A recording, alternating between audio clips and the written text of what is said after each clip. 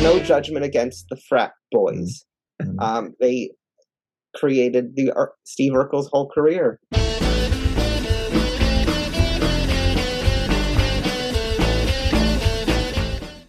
Family Matters was a show that wanted to matter to families. Family Matters is a family making adjustments. Family Matters was the last 80s show to come to an end in the 90s. Hello, everybody, and welcome to Fallingtower's Watch the First podcast, the podcast in which we watch the first episode of a series so that you don't have to. You guessed it, we are doing Family Matters today, episode 1, entitled, what a relief, The Mama Who Came to Dinner. This was, the show ran from September 22nd, 1989. Shout out to Bill the Thrill Hutchins, that's his birthday. To May 9th, 1997, as Josh alluded to. Our very special guest co-host, Dr. Muhammad Noor, is here. Hello. Always a pleasure to be on Fallingtowers. Watch the first. I'm sorry, Josh, were you starting to say something? I thought it went to 98 Family Matters, not 97. You got that wrong, Ryan. Well, we'll see. We'll see. Maybe you've got it wrong. It was on ABC. Oh, it was on ABC maybe till 97, but then CBS picked it up for a final year. Oh, that is good information. You're just talking about the ABC run. Very good. Boy, that's good stuff. That must be it. Everybody, that voice you just heard is none other than Mr. Josh Sussman. That's me. That was my voice. He'll be correcting us all episode because we need it. And my name is Ryan T. Husk. This is 80s sitcom month, and this thing started 3 months before the 80s ended, so technically we are still in that window. It's been a fun ride so far. If there's an 80s sitcom that you'd like us to review in the comments section below, please type in WTF and that show. Like you could have put in WTF Family Matters, parenthetically say HBO Max, so that we know where to find it. And WTF, please do that. Of course, it's really hard to find them. It is. WTF, of course, stands for Watch the First. You guys. Yes, you naughty people. Get your mind out of the gutter. What the? So let's talk about this show called Family Matters. Muhammad's already getting into character here, so take it away. I'm in a predicament of what to think. Why do you say that, Muhammad? Well, I think now is the time when we predict whether we like the show and how much. Josh liked that. He was like, that was pretty good. Josh is really good at segues and telling people, everybody, don't forget to like this video, please. Or let us know in the comments below what you think of this show. He does great stuff like that. He's born to do it. Also famous on this show for... Is that my cue to remind you guys to please like this video? Or if you're watching live with us, interact with us in the live chat below. We love seeing your live comments. We love seeing the comments after the fact. Share it with a friend. Maybe you want to do a watch along of the show with your family, and you could share this video. Give it a like at the very least.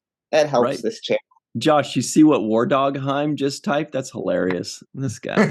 War Dogheim, your trip. Yeah, he's always good for some fun. So speaking of Josh introduced the Josh Sussman rule, which is famous on Watch the First podcast. So. Right, the Josh Sussman thank you, Tanya rule. Harmon, for the nice comment. The Josh Sussman rule is if you scored it a 4, by definition, you did not like it, and it's quite the point of contention. However, I can't believe that's a Josh Sussman rule. Doesn't that seem obvious? I mean, for everyone, I don't remember what episode it was. I think it was Ryan who gave something a 4. I did. And he says, but you still liked it. And no, you didn't.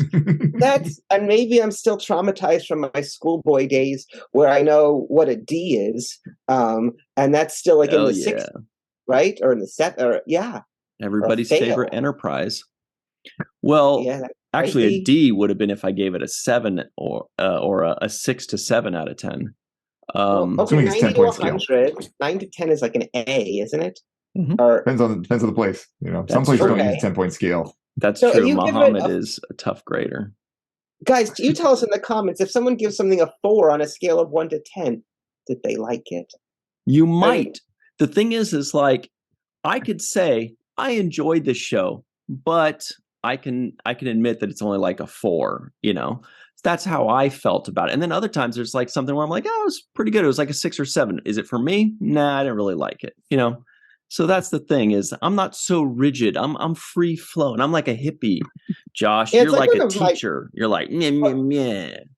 I guess it's like one of my college romances. No offense, She was Mom. only a 4, but I was happy to be there. Oh, So let's get Just into kidding. I predictions. didn't have any in Otherwise, college. everybody's gonna be like, do these guys just squabble? Yeah, but while we're recording, we should do other stuff and then go back to squabbling after. So we're gonna make some predictions, because I've known Muhammad for a good few years. I've known Josh maybe 10 years. Has it been that long already? Maybe longer.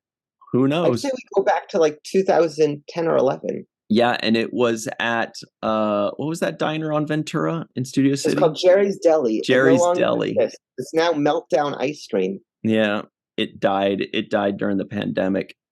So everybody at home, it's time to make your predictions, but let us give you some hints. Muhammad, I predict that you liked this barely. Like, just you're just, you know, you're giving it the benefit of the doubt, I think.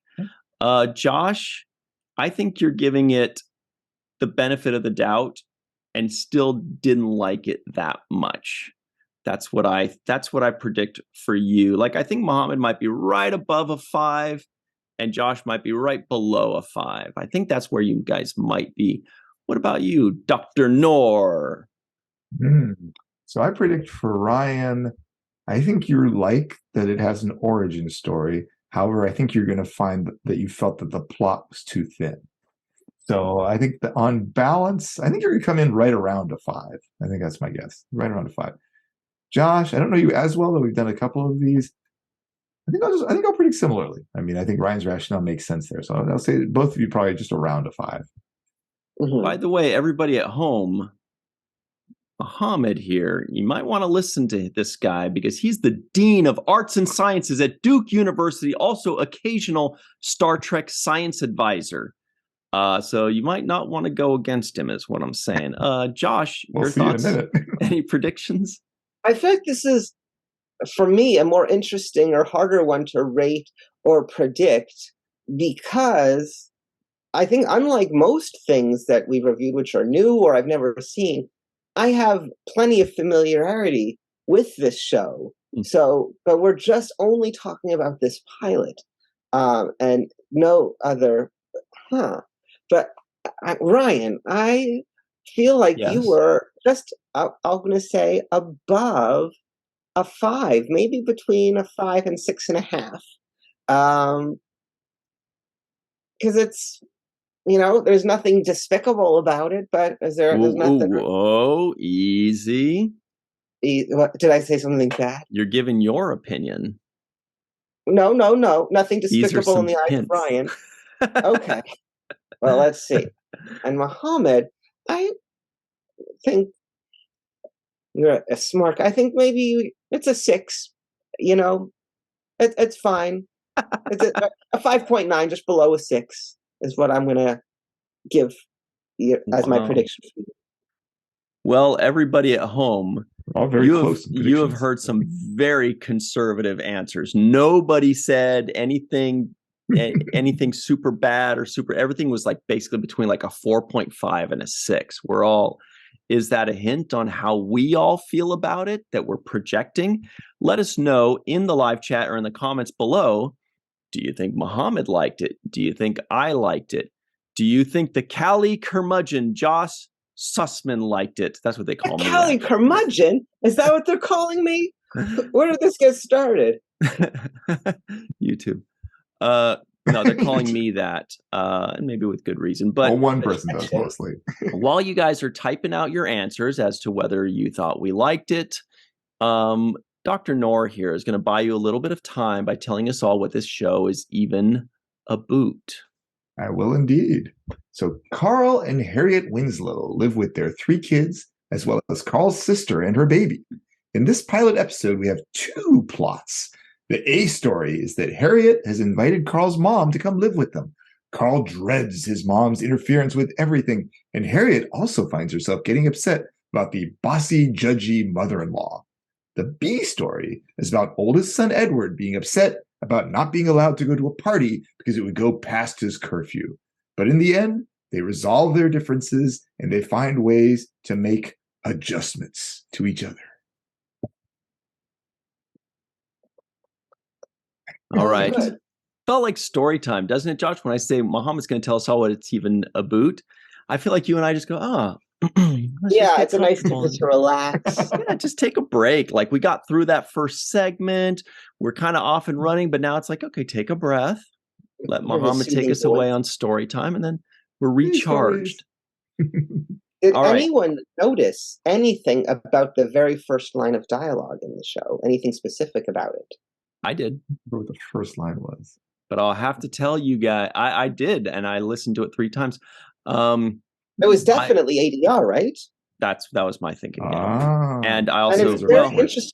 In a you guys, pilot, we're not there. You guys, you're trying to trick me into giving away my answers to everything, because I actually did want to bring that up as well, Josh. That's really an astute catch on your part, I think. Well, if it's the first line of dialogue, I feel like that early in the episode, it's not. We just learned what it's about. It's not appropriate to start with the first line of dialogue. Correct, because we're still in the realm of predictions. We're now going to compare and contrast what we expected before we watched it, and then we'll get into what we actually got. And believe me, the listeners are like, yeah, this is what we look forward to. Don't ruin this for us. They're intense. Expectations. We have to punch on the second part because that's where we spend most of the effort. Expect a little bit. Getchun. The expect is the wind up, right? Exactly. All right. Pretty much. So, Dr. Noor here, before you watched this first episode of Family Matters, what did you expect, if anything? I'd actually seen this first episode before, and probably the first few episodes of this series back when it first aired, like in first run. However, when a certain other character kind of took over the show, I pretty much stopped watching. So, I had a decent idea. I had some vague memories. I couldn't have told you ahead of time what exactly happened in the pilot, but I remember that it was focused on this particular family. I didn't remember the pieces about I actually was confused. Well, I guess it's getting too much into what we actually got. There were some pieces that I was confused about because I didn't remember about what the structure of this particular family was, but I didn't remember any level of depth of detail. So it was interesting to come in and check it out again. Well, Josh, before you watched this first episode, what did you expect, if anything?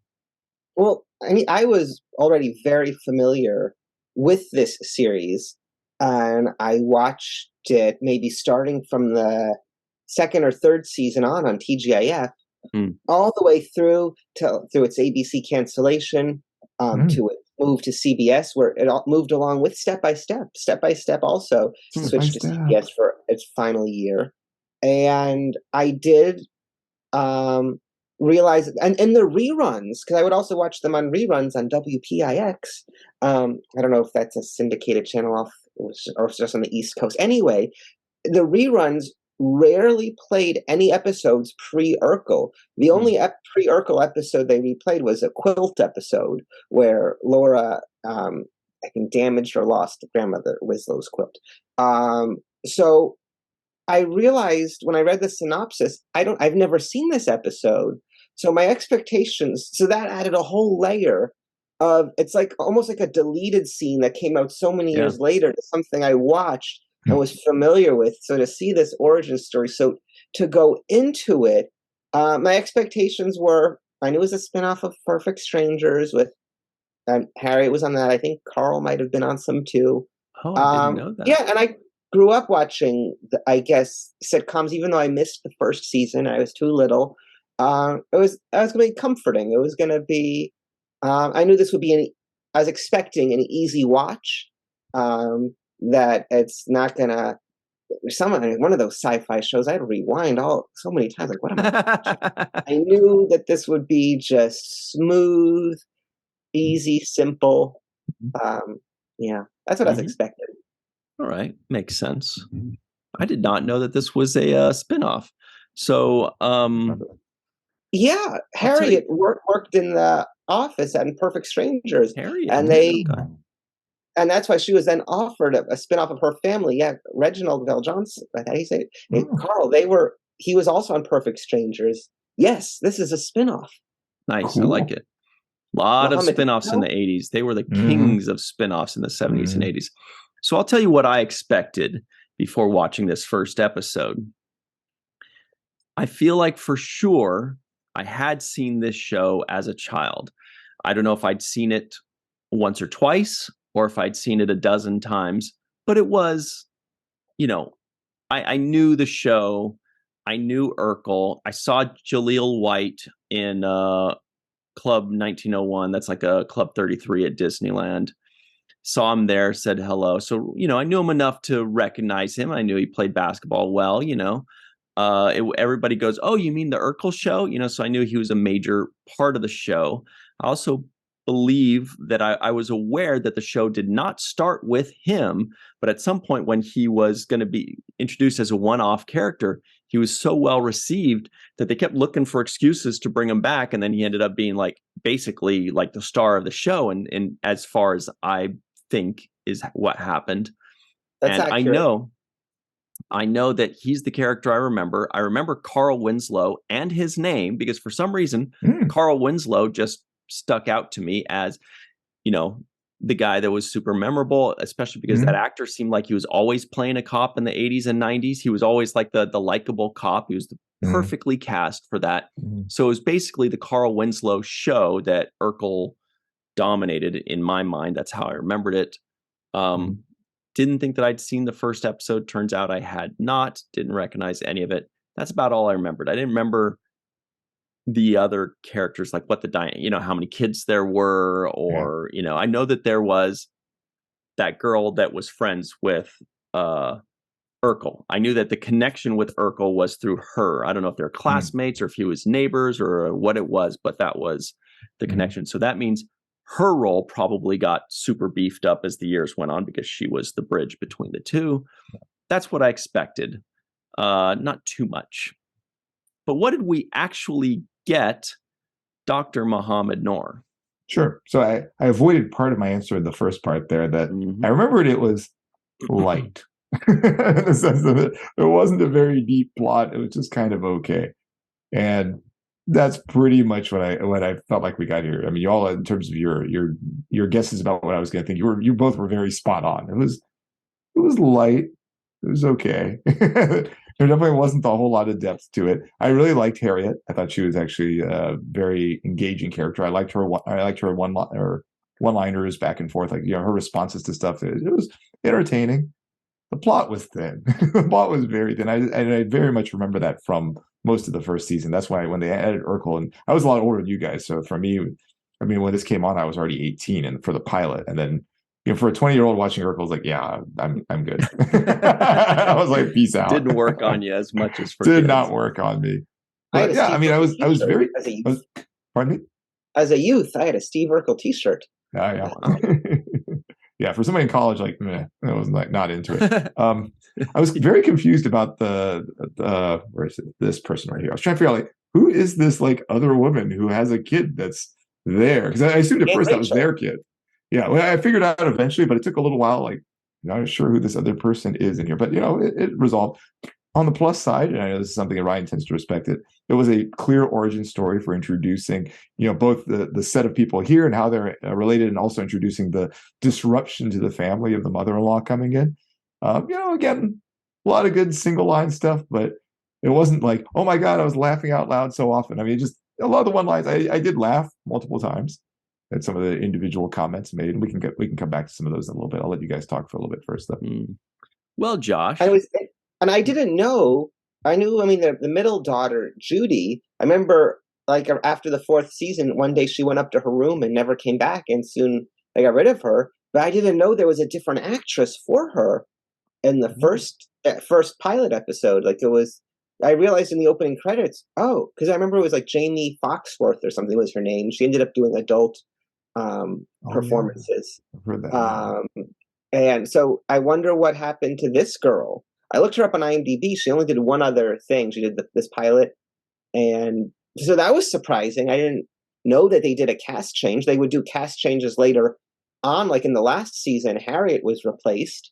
And it's not that she was replaced. She left because she actually wanted to leave earlier because it was supposed to be this family show that mattered.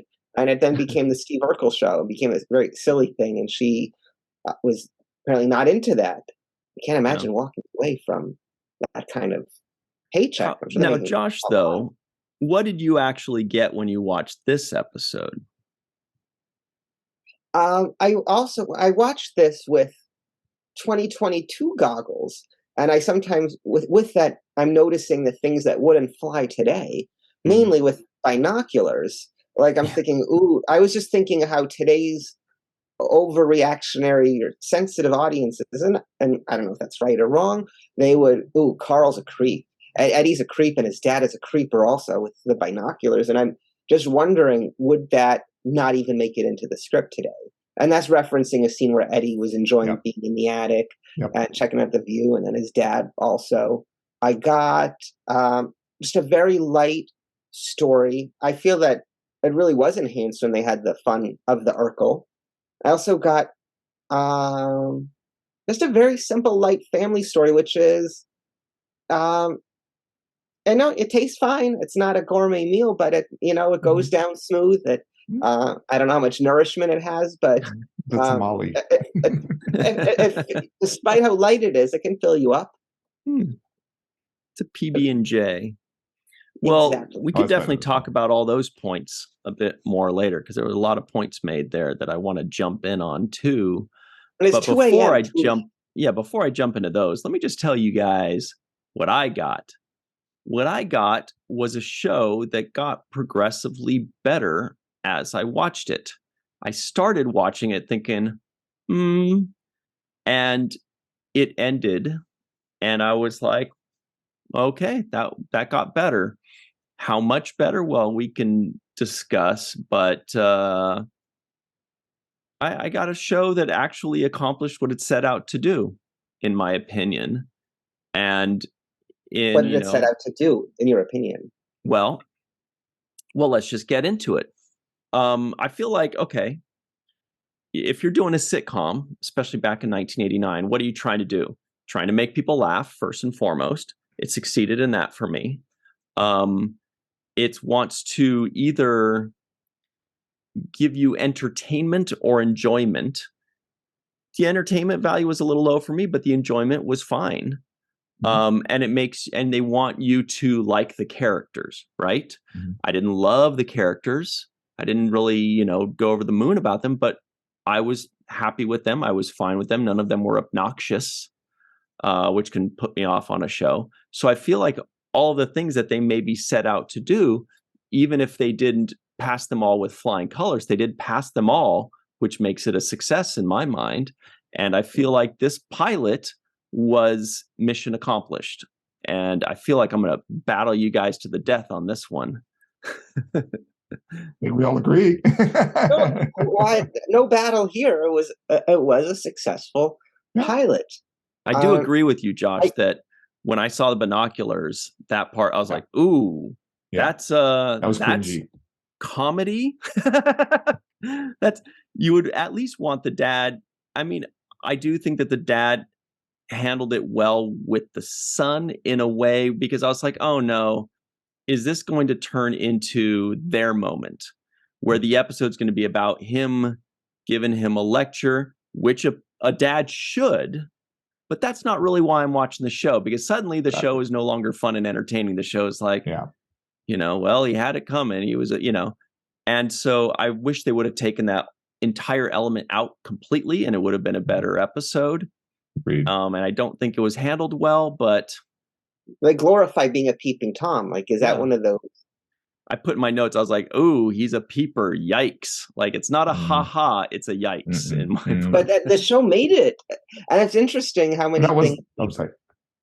Just how many things, even from the 90s, that I've been rewatching Boy Meets World, and there's so many kind of similar moments where it's like, I guess it was funny back then, but that would not fly today. And could people have predicted that? If there was a consultant on set who said, I don't know, like in '89, was that just funny that you're spying through the windows at people dressing and undressing? It's like, how have times changed? How have we got from there to here? Well, now, did they specifically say someone was undressing? Maybe he was looking at a really cute kitty where he's like, oh, look, the kitty's, oh, wait, I can't really see the kitty. And then, oh, Definitely look, there's implied. That's where your mind It was went. implied. Yeah. But so I think They didn't say it. Maybe that was their way around it, which was like, they don't say it. So they're like, if there are 12-year-olds watching this, they might not necessarily catch it. The parents will know. And they're probably thinking, here's a giggle for the parents. And the kids won't, it'll go over their head. But I think like even Also, the parents were like, out of the 23 minutes, that was maybe 20, 30 seconds. It's like, meh. I mean, yeah, it wasn't, I didn't like it. I thought it was cringy, but meh. I mean, I wondered what Carl was one big looking at. miss. I think it was their one big miss. And that's it for me. Other than that, here's another thing I didn't like, if I may. I have one that I didn't like too, but you go first. Yeah, thanks. I mean, that's already a good thing. If there's one thing or two things in total we didn't like, okay, maybe three. There are two scenes that I thought either could have gotten cut or went too long. The first was the very first scene.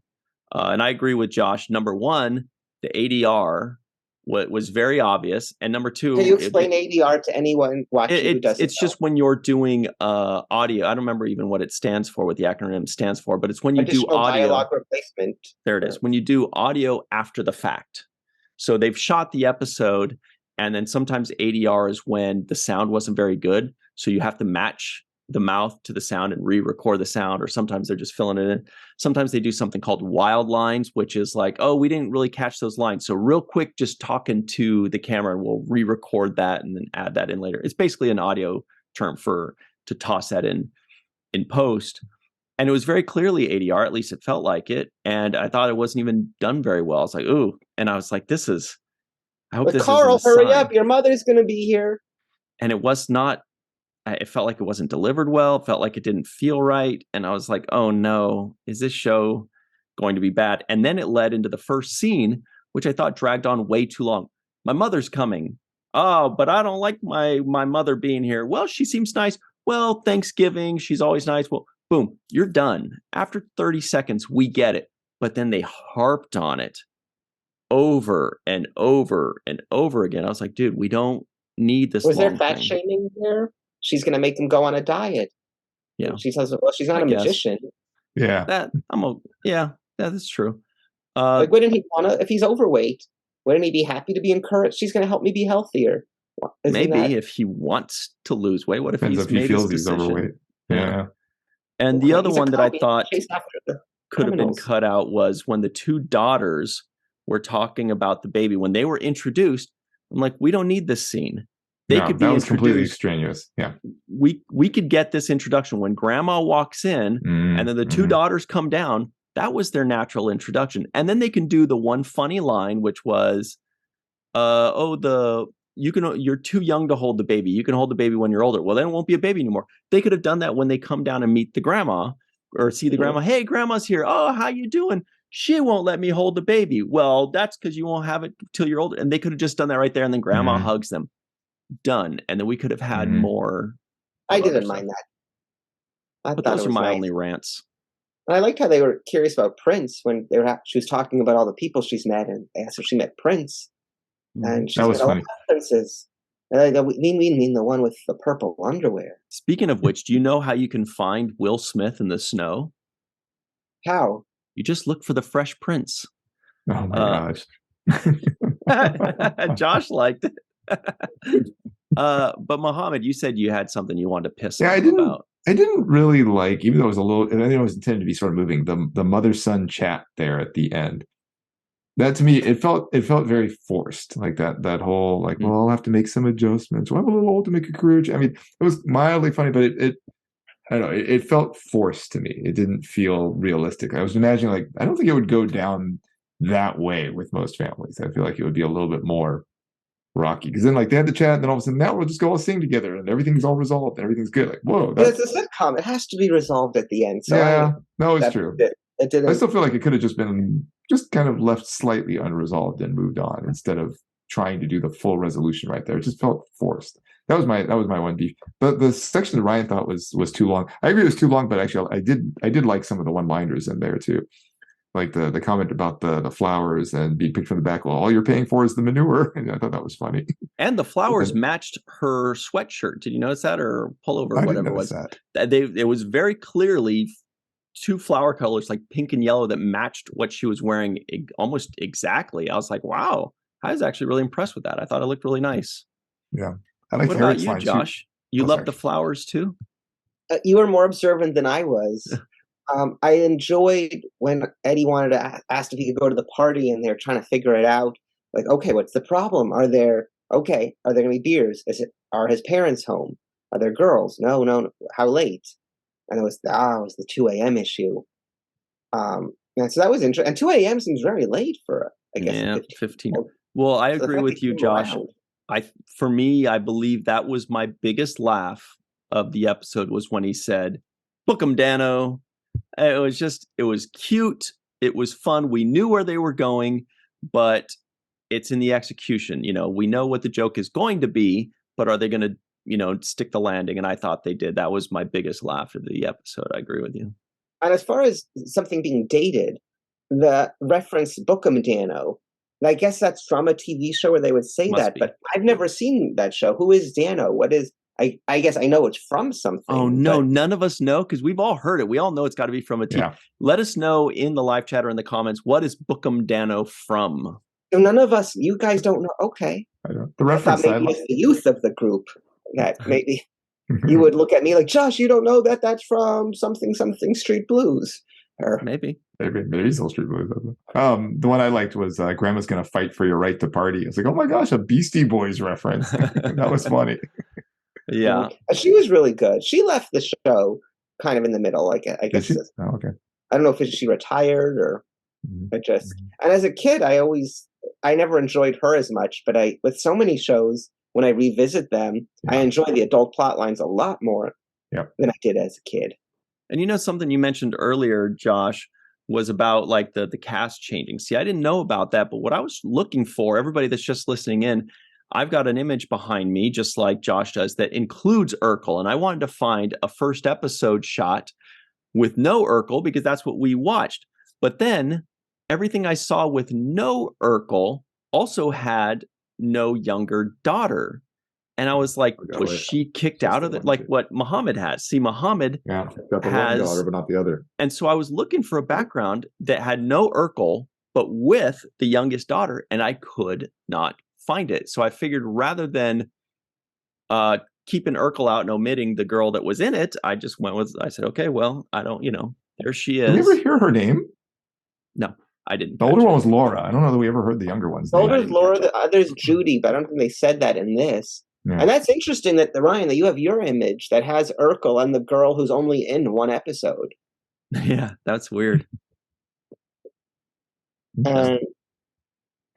And I guess, and Carl also mentioned like his brother in New York and some of his other family. And I don't think we ever see them. I don't think they're ever mentioned again. Is that where they are, New York? Or are they Chicago? That's what he said at the beginning. Okay. Yeah, they're in Chicago, but he mentioned, why can't they? Yeah. And I know in later seasons, Eddie has his friends like Waldo and other people, but here are the names of his friends. I don't think we ever meet them. Mm-hmm. I like speaking of it. I like the line the mom said, forget about our son. Let's keep this one. Yes, that was another funny line. That was funny. Let me just toss out some lines that made me laugh. That was actually the first one. So it took me that long before I had my first chuckle, guffaw, or snicker doodle. Was when she says, who cares about her son? Let's keep this one. But then right after that, it was followed by the bingo, book 'em, Dano. Which my thing auto-corrected to Nano, but I'm sure it was Dano. Nano. Yes. Then right after that, Eddie says, take some time, think about it. I'll be outside rotating your tires. That made me laugh too. And then when Carl says, what are my options? Or I said, what should I do? She says, you could open the door. He says, what are my options? She says, you don't have any. I don't know. That made me laugh too. Suddenly it started to really warm up. It was a slow setup, But then when Rachel walks in, what did she get? A home gym. Also, I agree. I was like, who's Rachel? My first thought was wacky neighbor character.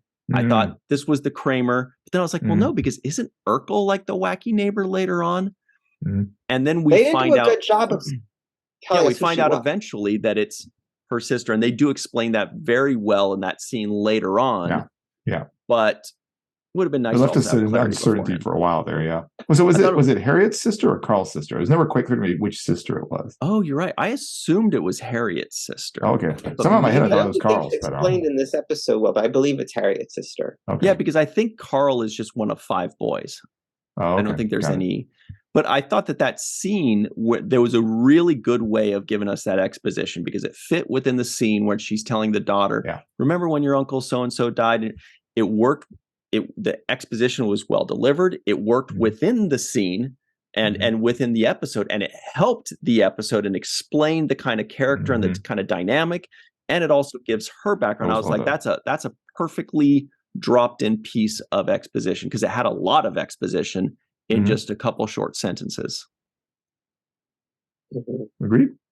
And could you tell us what it was like when you met Jaleel White at 1901? Because I feel like that only opened in the last 10 years, 1901. So it has to be recent. Yeah, it was maybe 5 years ago or something. I was like, oh, shoot, that's Jaleel White. So I was like, hey, what's up, dude?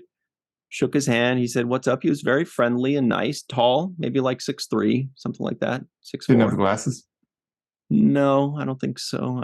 No, he didn't. He was just a friendly, nice person that probably understood why I was going up and saying hello to him. He probably figured this is a guy that recognizes me. I didn't yell, whoa, you're Urkel. It's like, hey, I think I remember seeing him in like a celebrity basketball game, things that like our buddy Sirach Lofton does as well. So that was it. It was short. I don't like to bug people too much, but I did want to. It made me happy to see him, so I wanted to share that happiness with him, but not bug him. And in a world of so many reboots, do you think this show would it ever be rebooted? Would there be interest in it?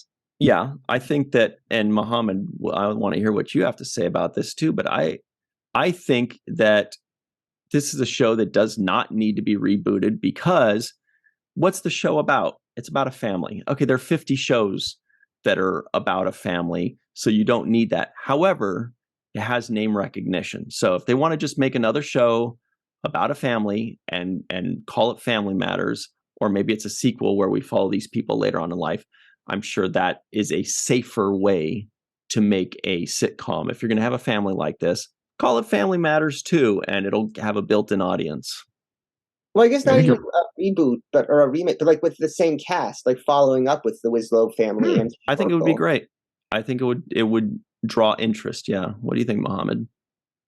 And the tough thing there is Urkel's funny at his age. Having a 40-year-old Urkel, that's going to be a tough one. So if it's a continuation, would he really want to? He would just be like, I can't imagine you want to.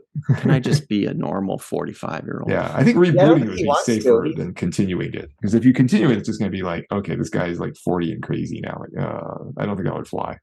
There was some interview he did in '98 saying if he's still doing this as like, put him out of his misery, put a bullet in his brain. But then like 10 years ago, he did another interview where he was saying, look, I remember that, but I think that's taken out of context. I just mean at the time I was, growing up, it was stunting my maturity. I guess he talked about how Urkel had to wear baggier clothes in later seasons to cover up growing muscles. Of a growing boy, or he purposely didn't lift weights where he wanted to, lift weights like Ryan. And Josh works out too, like a pimp. Wow. Okay, now flex. Just kidding. So there are a few other funny moments, and I want to give these guys their just due. The one I didn't quite understand was when they said they're talking about the different princes that the grandmother knew, and they said purple hair and sings in his undies, and she says, "Oh, that's the Prince of Nepal." I'm like, is this a gay joke? I don't get it, or is this like a weird guy? That one, but who knows? I just let it go. Also, when Eddie says, "That's the last time I do anything around this house," and he storms off, and the mom says, "Here, take this with you." He goes, "Yes, Mama." Funny. I mean, it's been done a million times, but again, if it works, it works. And it made me have a little chuckle when Grandma says, Rambo won't even blow anything up until after 10. Cute. I've never seen any of the Rambo movies. Oh, they're great. Oh, wow. Yeah. And then when WTF Grandma Rambo. says, can't be my recipe, mushrooms give me gas, made me laugh. However, but why did she think it was her recipe then? How did this happen? We need an origin story, a prequel episode. well, I was going to say in hindsight, maybe that made me laugh because that was the first of her like 5 or 6 different digestive jokes. After like the 5th one, I was like, okay, give her something, give her a different joke, writers. Give her something else. Give her a less funny. gastroenterologist. I didn't like Edward's outburst about like when they didn't respond to him doing all this stuff. It's like, yeah, dude, we didn't tell you we were going to do this. You just started doing it and expected a response. So I didn't like his outburst. Maybe it's just the parent in me. Like, It was like a Surprising bad from a son, like he's 15-year-old boy. only being nice. I wasn't impressed with that either. Then what was it? Then when Carl Winslow says, "Oh, I'm just going to go take a walk, think about what I want to say to her." Need anything was a from good one. Canada? that was a good Cute. one. I like that one. You're driving me and Harriet crazy. That's it. I'm out. She's, I mean, just good delivery. And then was there anything else? The peeping Tom was not good. Anyway, those were the funny moments for me. But that's like 7 or 8. And if you, in my opinion, if I'm watching a sitcom and you make me release an positive audible reaction, whether it's a guffaw, a snicker, a chuckle, or a full-on laugh, I feel like you have succeeded in the main objective of the show. What do you guys think? You guys didn't laugh as much as I did, it seems. No, we didn't laugh. I didn't laugh at all of those. I mean, some of them I thought were funny, but some of them I was kind of like, that's okay. I did. There was one. Oh, sorry. Oh no, sorry, you go. Well, there was one that I had, which you didn't mention, which was during the prayer before eating, when I forget what it was exactly he said, but he made some kind of snipey comment about his mom and his wife kicked him. I laughed at that one. I thought that was funny. I don't think I audibly laughed, but I watched it more just intellectually, like I was able, if that makes sense. And I was just able to enjoy it. And also like a time traveler, or just being able to go back or visit archives. Like here, this is the beginning, like in the origin story of something I watched and never saw this one. And I was like, oh, okay, this is the first one. This is how they did it back then. This was able to have enough success to, I was just able to enjoy it just educationally. Like it wasn't funny, but it was amusing. And it's just like, okay, this is what was able to get on the air back then.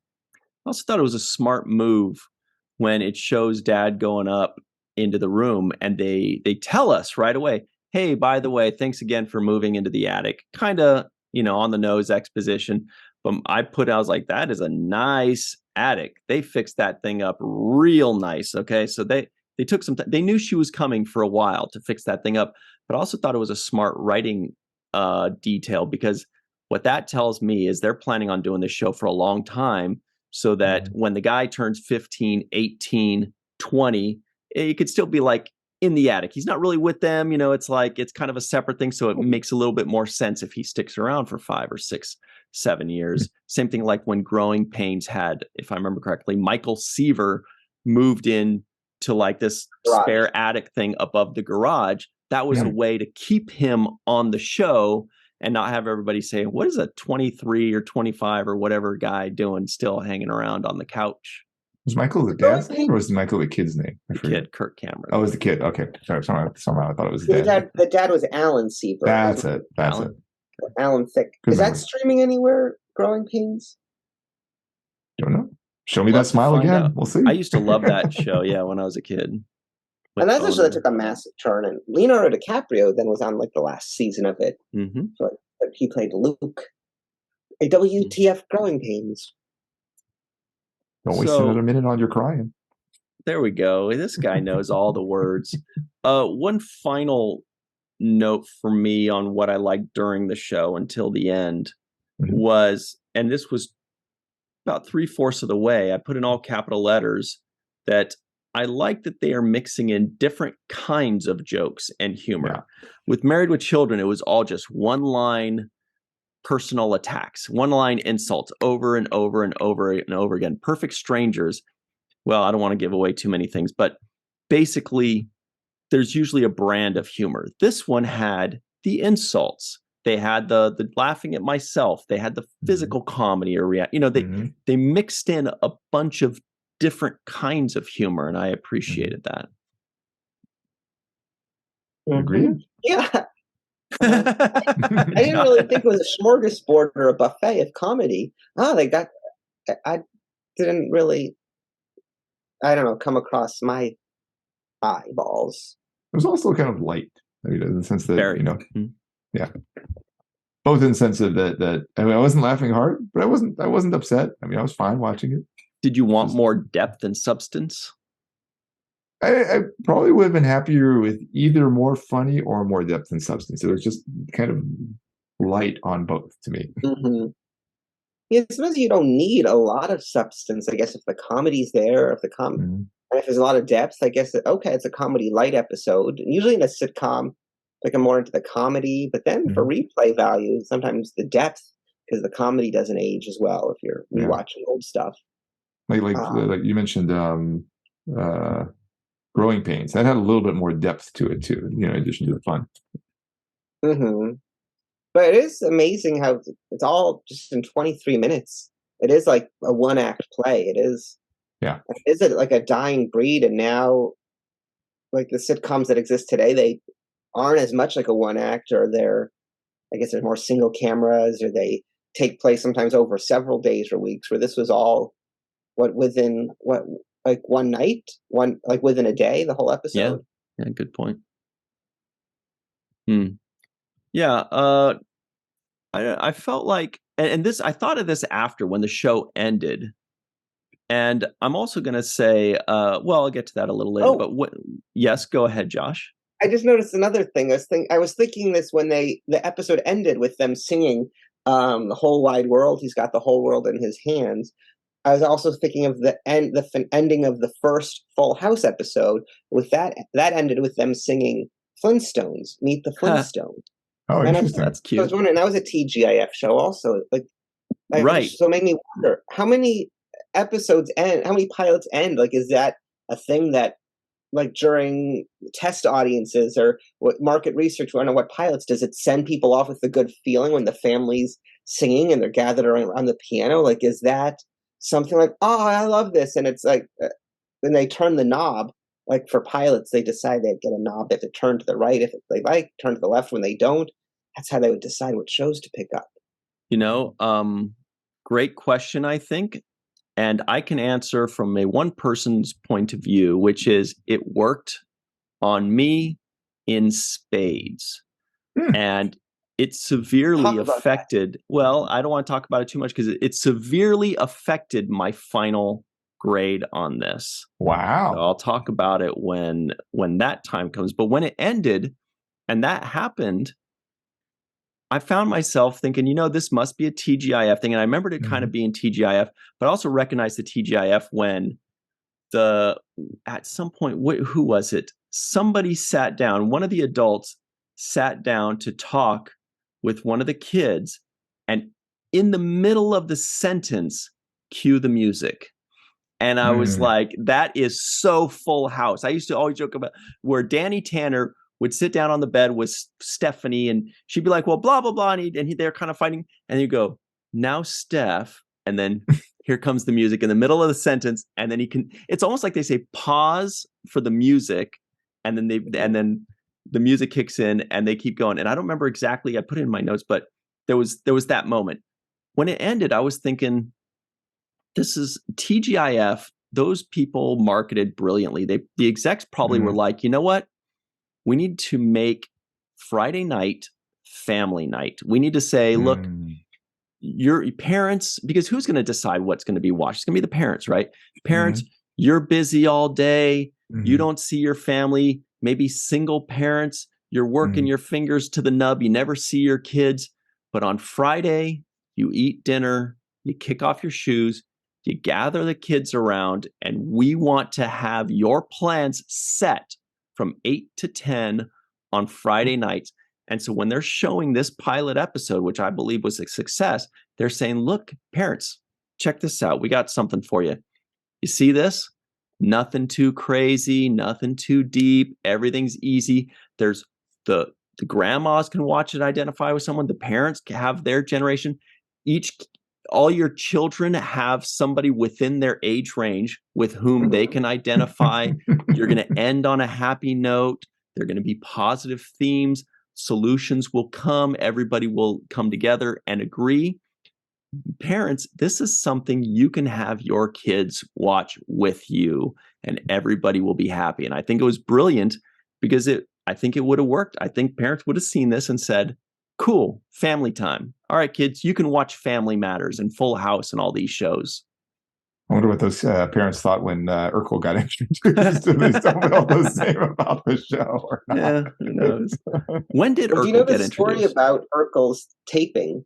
I guess there was a college. There was a bunch of like frat guys they filled the audience up with a bunch from colleges, and the frat guys they loved Urkel. And after he came in, after his first scene, they kept chanting Urkel, Urkel, and the producers realized, wait, we have something special. It was because of that actual audience. So it wasn't even TV audiences. It was the live studio audience of frat guys who were chanting Urkel, Urkel. That I think they added him in, and they would only cheer, and when he wasn't in, they would scream. Josh, are you frat shaming? Did it seem like that? It's just a joke. I'm so sorry. I was just being, I guess, a news reporter reporting the facts. There was no judgment against the frat boys. Mm-hmm. They created Steve Urkel's whole career. I find that so interesting. What you said about the music, I do want to know more about it, how it affected you, and music could be very, and it's a great feel good way. And it was Miller Boyett Productions who also did Full House, and Joel Zwick directed this first episode. He directed a bunch of Full Houses. I don't know if he did the Full House pilot too. And as I saw it directed by Joel Zwick, it was cool because a few years ago I worked with him, and it was very surreal getting to work with someone who directed all these shows. Hang on a second. Muhammad, doesn't this seem like the perfect segue? It does. I just realized that's perfect. Josh Sussman, let's talk about you for a moment, shall we? Please. You worked with this director. You're an actor, you say, right? You worked with this director in what kind of capacity? Tell us. There was a web series that his son and daughter-in-law created, and we just did an episode, and he was the director on it. And he, having worked for Disney a lot, he had this cool Mickey Mouse hoodie that he was wearing, and I admired it. And he told me, if I don't mess up and I get my lines right every time, he'll give it to me at the end of the day. Wow. Guess when was this? How old were you? 2017. Okay. I have this hoodie in my closet. You're like 32 or something. No, but it's great. I got it. I have Joel Zwick's Mickey Mouse hoodie, and I love it. And now that it's winter season, I'll be wearing it. I tried not to nerd out and ask too much about. Well, actually, I did ask a lot about Fuller House, which was in production at the time, and he was on the first season of. He directed Fuller House too, huh? And so, in its first season, and the series we did, it might be on YouTube. It was called Finding Fillion. It was about this girl who was obsessed with Nathan Fillion.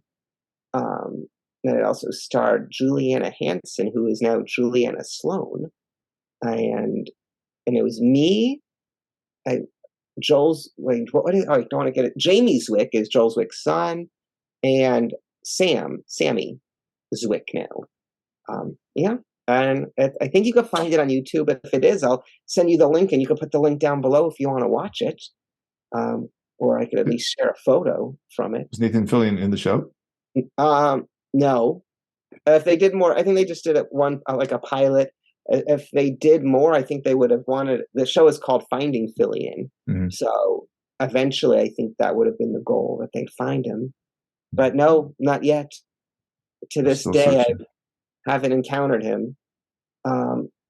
And with it being 2017, I'd be so surprised if they were like, "Hey, Josh, we're going to do more." That's the thing with pilots. Sometimes you never know. Sometimes it's just a one-off. Sometimes there can be more. Actually, can you tell us about this pilot that I thought had so much freaking potential, but the show didn't get picked up? You were a member of a family. Remember that one? Oh my goodness, yes. Such a great idea. Yeah, I was in a pilot that I was shocked didn't get picked up. It was called The Winklers. Henry Winkler was my dad. Judith Light was my mom. The show was created by Phil Rosenthal, who did Everybody Loves Raymond and who is now just premiering season 6 of Somebody Feed Phil on Netflix. And Henry Winkler was playing himself. And I was playing not myself. I was playing his son. I'm not really his son. And it was ABC is the one who made the pilot, and it didn't get picked up, which I was so sad because we filmed it. I got cast in it, and everyone. Was it a family was so sitcom? Nice. Was that It was a sitcom. We did it in front of a live audience, and it was Judith Light was from Who's the Boss, right? Yeah. Yeah, this is great. an all-star cast. Mm-hmm. Yeah, Ryan, I'll have to show it to you. You come over one day. I have a DVD. I'll watch the shit out of that. Yeah, and I'll ask you first what your expectations were, and then I'll ask you what you got. You'll do the predictions. Yeah. And I won't be able to ask you if on your own volition you would continue watching because it was just a pilot. I'll answer all of those questions after I watch it if I liked it. So let me ask you guys. Okay, you could tell me anything. I won't be offended.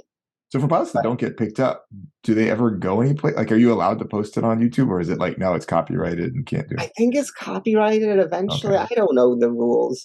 It says property of 20th Century Fox. Oh, okay. So Fox was the studio, ABC was the network.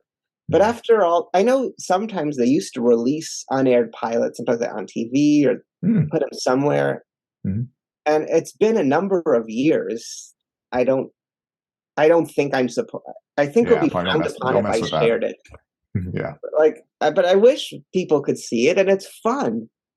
The Fonz. All right, you definitely got a date, buddy. We'll pick up some food at Erewhon, or we'll go have some food at Erewhon because I know we owe each other that, and then we'll go and grab some like juices or popcorns and watch the shit out of this show. Sounds like what was it called? The Winklers. Oh, that's right. The Wrinklers. Winklers. You guys can't watch it. It's not available. But hey, has anyone been at the live taping? I guess the only people who've been at it if you were at the live taping, or I got tweeted about someone who was a test audience where they would, have to click and turn the knob on what they like. But that's cool. Hope to get on another show soon. So I always, if anyone's hiring. You're also doing Instagram and TikTok, right? Before we move on to the next segment, can you tell us a bit about that? I have a question about that too. Oh, hit us with it, and that'll. Yes. Oh, sure. Well, so actually, I was curious. On your Instagram, it describes you as an avid tea drinker. Oh, yeah. So avid, I guess, means frequently, or does it? Avid, or with passion. Passion, yeah. So yes, I do like tea. I studied tea for 2 years. Oh. And A. And A? Oh, I see. What, right. And C, apparently.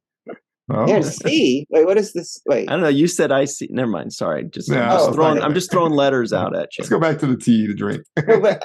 Okay, can I tell you the story of how I studied tea? It's actually, I don't know if that's an appropriate story, but I'll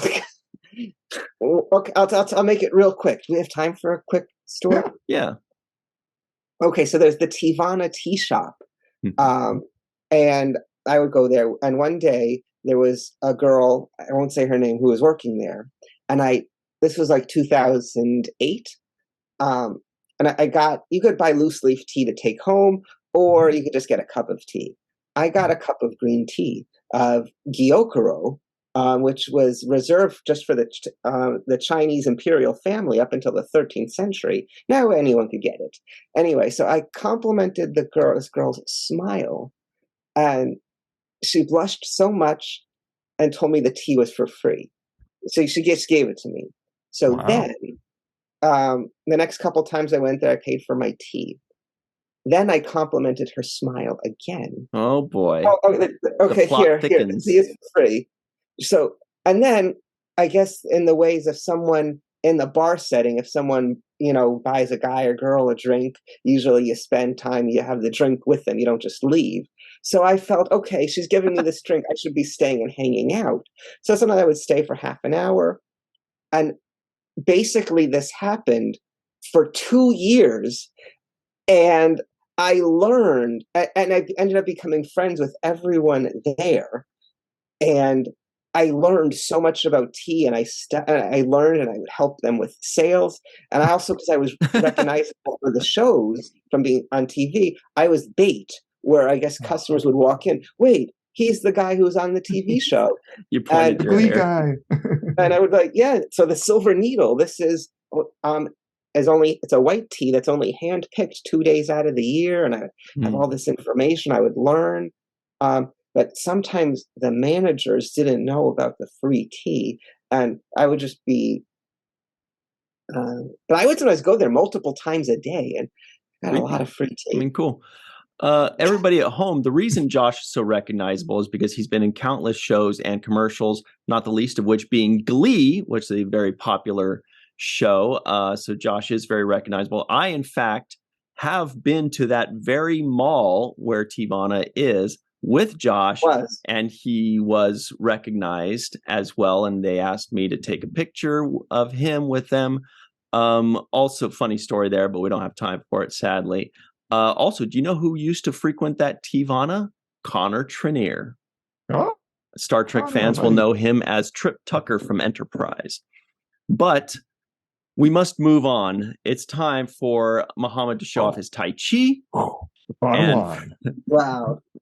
For us to move into the final 2 questions of the show. Everybody calls it the Terrible Twos.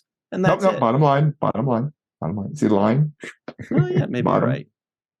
So question number 1 is as follows, I should say. Dr. Muhammad Noor, on a scale of 1 to 10, what would you rate this first episode of Family Matters, entitled, what was it? The Mama Who Came to Dinner.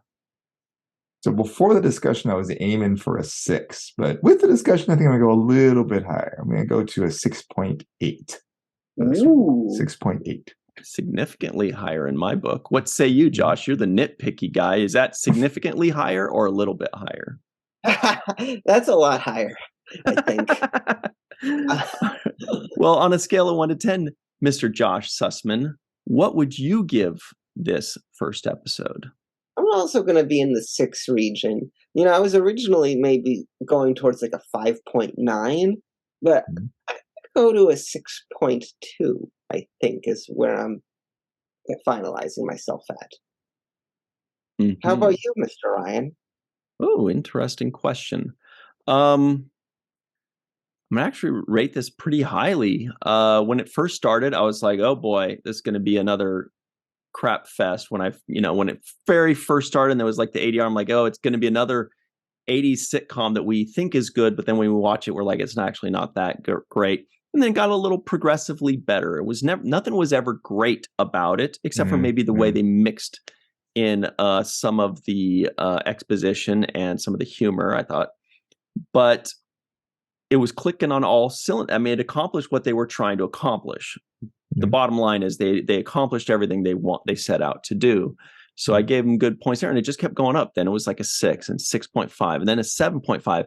And somehow I'm a sucker, because that final scene when they all came down and started singing together, it skyrocketed from a 7.5 to an 8.5, where it sits today. Wow. I was like, this is a very sweet scene. And it wasn't like, I thought it was going to end where he's hugging the kid and he says, "Oh, they're singing downstairs.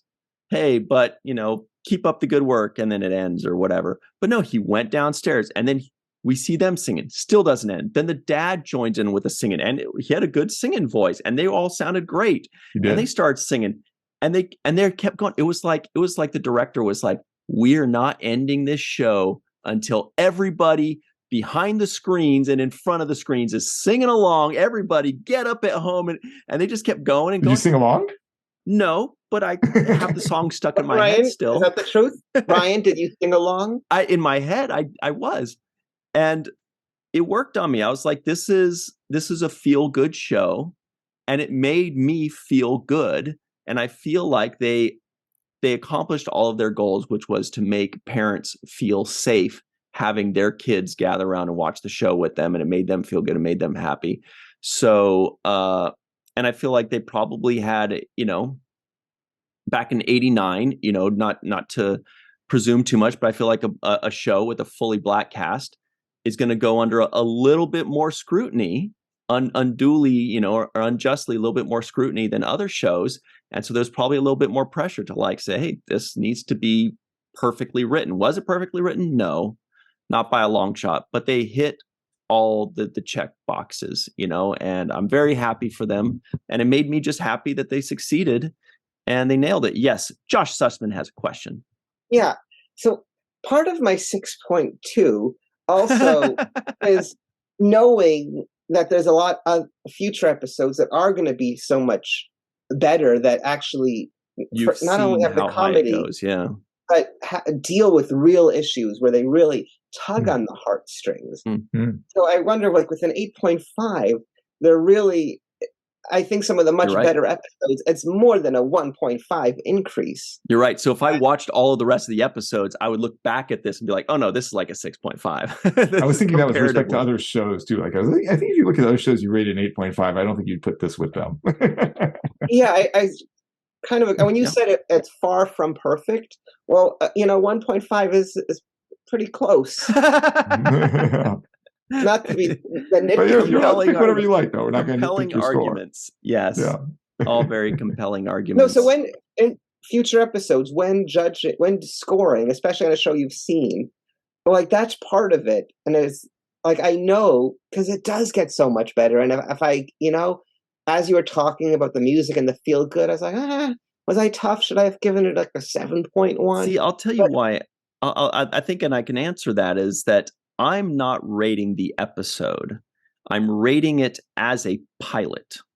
Okay. And did they achieve what they set out as a pilot, which is a demonstration about how the show will make you feel, how the show will go? It's an example. It's a sample. It tells you this is how the show is going to be. And if you go, oh, okay, I like this formula. I like this feeling. I like these characters. I like this humor. Then they've accomplished their goal. So I'm rating it as a pilot, and I think that they did it. So what would you, if you were to go to IMDb, what do you think the episode's rating on IMDb would be? I think it would be somewhere between a 6.5 and a 7. I think it would be like right around maybe high 6s. Yeah, it's 6.7. Whoa, look at me. How good am I at this? Wow. And some of the episodes in season 1 go as high as 7.4. Like episode 12, Laura's First Date, is a 7.4. And I do believe that's Urkel's first episode. Yeah, I looked up when was Urkel's first episode. It said episode 4. I was checking that a minute ago. Episode 12. I just Googled when was Urkel's first episode, and it says episode 4. So maybe that's wrong. I don't know. Oh. Maybe, anyway, we have to move on because we could talk about this show forever, and it seems like we might. But question number 2 is the most important question, you guys, and that is, for the purposes of this podcast, we all had to watch the first episode of Family Matters. But now that the podcast is over and we're free to move about the internet, Dr. Muhammad Noor, would you watch the second episode of your own volition? Yeah, I did back in the day. So that's the proof's in the pudding. Because I'm sure I saw the pilot, and I'm fairly sure I saw the second. I mean, would I today? Barely, but yeah. I certainly wouldn't rush to it. Like compared to say like shows that we've done recently that I said yes to. Like this one's more on the border, but I wouldn't be opposed to it. But barely, Muhammad says. Yeah. I mean, like, well, maybe barely's a little too close. It's slightly above barely. How about that? We are really fighting over how close things is. Josh is saying like 1.5 is very close to perfect. You're saying, well, barely, it's not too much. Yeah. Josh, what about you? Would you watch the second? I would watch it. And it's also, the second one would also be kind of like another pilot, just in the sense that they're introducing a new actress as Judy, as the daughter, who we didn't get her name. And it's a show I'm sure I would revisit again. And Naya Rivera, who I knew from Glee, she comes on in the later seasons as Richie's girlfriend, Gwendolyn. Oh, cool. She's adorable in it. Who's Richie? The baby. They end up aging him up. Rachel, the baby right now, they age him up to like a 5 or 6 year old. Well, probably like in the next season. They get so many weird and a lot changes. of sitcoms did that in like Growing Pains. When they had a little Family daughter, Ties they did it aged her too. up 6 years. Step by Step, they had a new daughter, they aged her up 6 years. Family Ties did it too. Is that? Family Ties. Yeah. Seems to be a common trope. They grow up baby so and all of a sudden fast. they're like 4. Like, Isn't that how life works, Muhammad? Yeah, that's how my kids did it. Like 1 year they were 1, the next year they were 5. See? Is that a metaphor, I guess, for how fast they grow up? That's how they meant it. Well, I'll tell you if I would watch the second. I'm very similar to Muhammad in that it's a yes, but it's barely a yes. It's only a yes because I'm like, hey, it was fine. It made me feel good. That's not usually the show that I think I go for at all. That's why it's barely a yes. But it did make me feel good. Again, maybe I'm just getting older and I'm a sucker, but I'm like, hey, it freaking made me feel good. And we need more of that in this world, damn it. Let's go back to 1989 where people just wanted everybody to feel good. Like nowadays it feels like shows are like, got to make you think, or we got to scare them, or we got to stress them out, or we got to confuse them. This was just like, hey, whatever. Just hang out, have some cocoa, live your life. Married with Children was also 1989, wasn't it? 87, I think. Was it 87? Okay. I think. Maybe I'm wrong. I can't remember. Anyway, those two shows are light years apart. Exactly. That's what I was thinking. They're overlapping totally in time. different. Yeah. That's what I was asking. Good point. Anyway, everybody, that's it for us. Let us know what you think of Family Matters, or what you thought of Family Matters, or if you like to be a marionette like Muhammad was saying. Oh, I'm saying keyboard. How you let us know. I thought he was doing typing. That's what it was. This was like letting us know. Yeah. Anyway. Like, subscribe, comment, all those good things. Yeah, Josh, how would you tell everybody to like and subscribe before we go? I would tell that, just because I only know English, I would tell them, I guess, in English, that please like, because I would use words like please. I guess subscribe if you're not already. If you're not already, if this was your first time watching one of these videos, thanks for making it all the way through. And just so you make sure to not miss future videos, click that bell notification. And that way, as soon as a new video goes up, you will be notified by the bell. Say please. By the bell. Got it. Yeah, please. Important. Yeah. And that's all you have to do. Oh, but you know what else you could do? And this is for you, not for us. Have a great day. Yeah. Aww, that's sweet. Thanks, everybody. Have a great day, like Josh says. And thank you, Josh, for playing with us. You're always so much freaking fun and so darn funny and informative. You got a lot of freaking knowledge on TV, right? He's just dropping knowledge on directors and all these shows. And Muhammad and I are like, I don't know what they're Well, that's nice of you to say. Thank you. Actually, what I'm trying to say is Family Matters turns out is a show that matters to families. This podcast, I'm going to say this podcast is Family Matters is the show. Yeah, I don't know how that works, but this podcast probably doesn't matter to families as much as Family Matters. Okay, that works. There you go. This podcast was us making adjustments. This podcast was just a time with friends. Yay. Our found family. Yep. So everybody at home, thank you so much for joining in the fun. Give us your suggestions in the comments below. What do you want us to review? Make sure you make that suggestion and tell us where we can stream that show, and we will review it.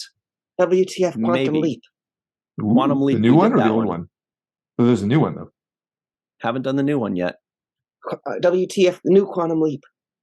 Let's see. Everybody, I haven't seen it. Quantum Leap was WTF episode 22 with Rico E. Anderson. Go check out that episode. See if we liked it. Not really. I used to love it as a kid. One. Yeah. So that's it, everybody. Remember what Mr. Michael Kenyon Rosenberg always likes to say. Don't forget to be an organ donor, and don't forget to watch the first of things. All right, everybody. Freeze frame like you're the grandma.